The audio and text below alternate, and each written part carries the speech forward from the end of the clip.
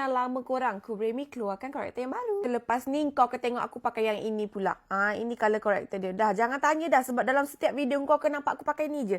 Aku takkan pakai benda lain. Dah murah, tahan lama pula. Bukan itu sahaja. Yang ini yang lama, yang ini yang baru. Setelah 2 tahun, kita dah keluarkan kontur Kubremi Exceli yang baru. Siapa pernah pakai edisi yang lama ni, sama je dengan baru, cuma kita improve packaging. Pigmented, jangan risau. Tengok ni. Sangat pigmented. Very easy to glide.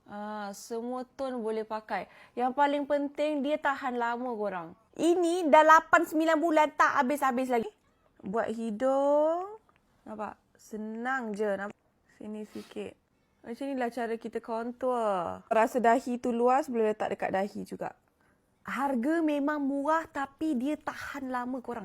Trust me. Dia macam terus melt all together. And make sure kalau kau dab tu, kau dab dia ke atas. Tengok kita blend dekat hidung pula. You just dab slowly je.